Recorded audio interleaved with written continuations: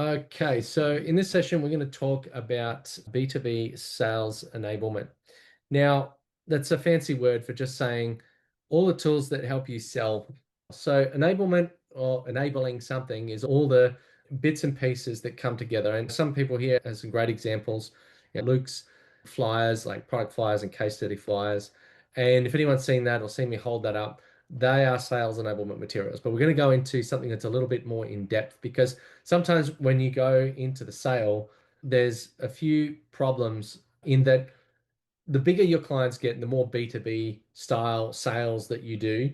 Or sometimes if a sale drags out over a period of time, then, often other people get involved. And now you're dealing with a bit of a committee or a buying team. Now, if it was a couple, you might deal with the wife initially, and then the husband comes in, and then maybe another family member gets involved in the conversation. Same problem, different environment. You see this a lot in committees, and it's much, much worse because they're not buyers with necessarily permission. They all have to vote, and they're not necessarily professional in terms of their business acumen and their negotiation skills, etc. So they might take even longer. So you've always got more opinions and egos. You've always got people, particularly in corporates, someone's worried about their job. If they make a wrong decision, they look bad. And they don't want to feel as though their job is going to be at risk, or at least their next promotion or pay rise or something like that. And in these environments, there's more people to convince. Now, normally when you've got someone's going out in the group to go and choose to buy something, they're going to go and evaluate a few options, and they're probably going to get the minion or someone, who with a bit of time up their sleeve that's not the core decision maker or not the manager to go and like put the feelers out and see what's going on and what suppliers are out there. So that first person you speak to is almost never the decision maker. It takes time to communicate your message, and if they're receiving your message, they're only going to give a summarized version back upstream. So you have to fight the internal communication problem. And they might get dismissed, they might get talked over the top of. They don't have power or agency in that conversation. So if you don't control the conversation, you're left to their inability to communicate and share that message within the hive. So you need to allow that bee, using a bee analogy, to get to the queen with the right message. So the problem is that selling often requires a bit of a pipeline, and at all stages there's drop off. We all know about the AIDA model: awareness, interest, desire, action, or the funnel. And it is a funnel because it gets tighter and smaller because there's loss throughout that process. Not everybody makes it through. You might have 100 people at the top of the funnel, then gets to 50, then 20, then 10, then 5, then 3 close, as an example. So all the way through those steps, there's drop off. And the best thing you can do to maximize your sale is to minimize the drop off. And again, like this is the example of the first person you speak to. That conversation might be amazing. You might give the best presentation in your life, but they're not the buy team. And initially, you might have thought that's everybody involved in the decision-making process. And every time somebody else is added, you have to buy or you have to re-explain yourself or start again, and they want another meeting and another meeting, and it just drags on and on. So sales materials help you control the quality of your message without you being in the room, without you having to explain the information. So let's just talk a little bit about return on value for sales materials. If you spent $100 per lead, or conversion cost to get that lead, or cost of acquisition, and you only close 5 out of 100, you're spending $10,000 on marketing to close 5 clients. You would need to make an average of 2,000 to break even just on your marketing, let alone make any profit in the sale. But if you improve your conversion rate and close 10 instead of 5, now you're going to make a $10,000 profit if you're spending the same money. So it makes sense to make the best of what you've got, because we all know how hard it is to get leads, and we all know how easy it is to lose them, particularly if they haven't been attended to quickly. And you can't go and write War and Peace for every single customer. It just does not scale. We missed the opportunity of using the magic of technology to grow revenue and cash because everyone's always starting again with the conversation, or they're waiting until they're in that room talking to that person, thinking that's the thing that's going to get them over the line. And the reason why you can't do this is because your information is probably, you're like, here's my website, but it tells them like 50 services that you offer or 10 services.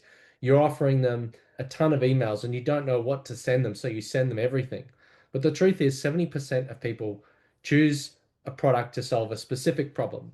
They don't go and choose the everything product. So that's why Google works. That's why a lot of the products that really sell are quite simplified and not complex at all. We need to get in there. We need to identify the buying team. We need to get past the politics and we need to guide them on the process because sometimes it's just doubt. They're not clear that you're clear on what you have to do. You might have a great process, but if you can't communicate that effectively, then it's not going to happen. And as you scale your team, they need to also be able, like your sales team, they need to do what you know because you've done it a million times before since you're the founder, but somebody else has got to do it now. So enablement tools help you step out of founder-led sales and they'll help you train the next generation of salespeople because they're the ones who are out there on the ground being held to metrics and you're probably going to fire them in 6 months if they don't sell anything. So how are they supposed to learn how to sell if they can't get your time because you're busy selling? So putting it in the middle on a piece of paper or in a document somewhere helps to drive these things forward. So some examples of sales materials, and I know plenty of people have done it here before: capability statements, product flyers, case studies, video testimonials, social object. And I'm going to show you something that frames all of that nicely in a simplified format. Is anyone not clear on like a social object?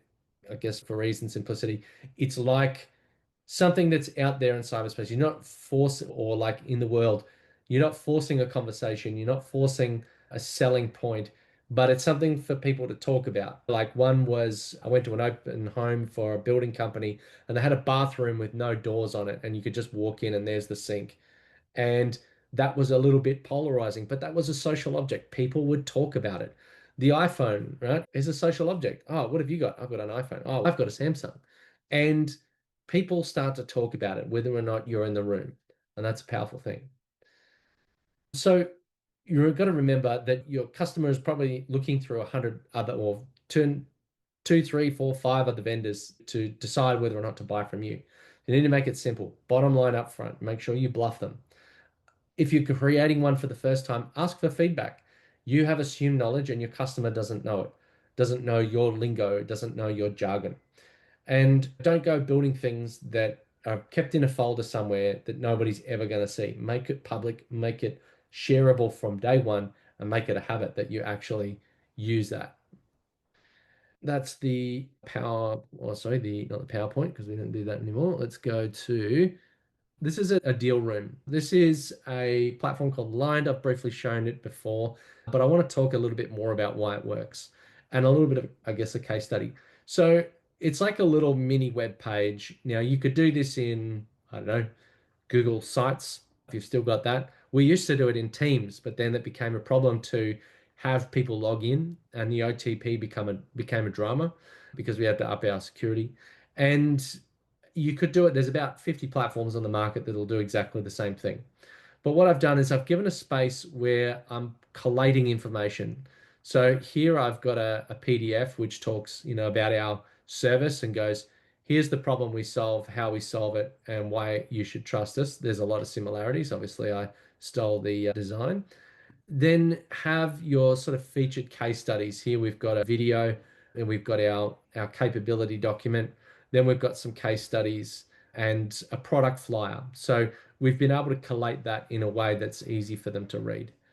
Then we've given them a high level overview of the process and then a much more detailed overview. And so we can mark things off as done. We can assign them to individuals, set a date, and then we can show and hide things as they become relevant later down in the journey. But the thing is, we've shown the customer what to do. And if we've asked for a workflow document and their requirements, then I've created a video in the help guides where they can figure out how to use or how to create that document that I need from them. So we're reducing the friction, we're reducing the bottlenecks. And then further down, this is something behind the scenes. And if sometimes we, depending on how the conversation goes, we have a little bit of levers, like what's the depth of the project, what's the complexity. And so we save which one it is. So if it's standard, medium, or high, then we know that's what we've agreed upon and that's reflected in the price. So if someone wants it yesterday, super complex, it's probably going to be a higher price. But we've shown them that we've sacrificed documentation and support potentially, whatever it is that they've agreed or negotiated on. Then I've used a proposal tool. Now, this is a point in time. A proposal platform or sending a proposal is a snapshot moment, but you need something to guide the people before, during, and after that proposal phase, because a proposal is like, here's my price. But what if you need to gather requirements? What if you need to vet them a little bit more? You need to build trust. You need to organize the steps and show them what the steps are. Then that's why we're using this enablement tool. And part of that conversation as we go through goes to there's an upsell for add-on services. We give them the kickoff plan. What happens after they close the sale? Because they might sign the contract and then wait for you, but then it's a Friday afternoon, you didn't send the email. Then it's Monday morning, you're dealing with stuff after the weekend, you still haven't sent the email. And then they're panicking, going, what have I done? I don't hear anything back from you. Do I even trust you? But if they can see, sign the proposal, kickoff meeting, they must be going, oh, now I know I just got to wait for the kickoff meeting. And if they've got any questions, then you've got somewhere where they can chat with you, and there's a chat feed in here, as well as links to helpful information. Our channel, our YouTube channel, the community, and our help desk, which has a whole bunch of articles. Now, the file sharing, for example, let's just say we had this the other day where the first person we started in the conversation wasn't the person that we met the following week. They said, oh no, I had to hand over to somebody else. This person will work with you now. So we straight away had to go and do the presentation from day one. Then they said, oh, I want to invite two other people and can we do it again? So this was the second time I've done, or third time now I've done the presentation. And then another five people got added in, and then another six people got added in. It got absolutely ridiculous. So we actually implemented this platform because of them. And then we started saving the meeting recordings and stacking it here. So every time they added someone to the project, because these are all volunteers, we go into the deal room, watch all the projects, see where we're up to in the conversation, and they will see the box ticked where the NDA has been signed and it will be attached. They can see where they've asked a specific question and it has been answered, or they can go to the comments feed and see what the conversation has been to date. The other thing we get to do is build the intelligence picture in the deal team without them having to introduce us.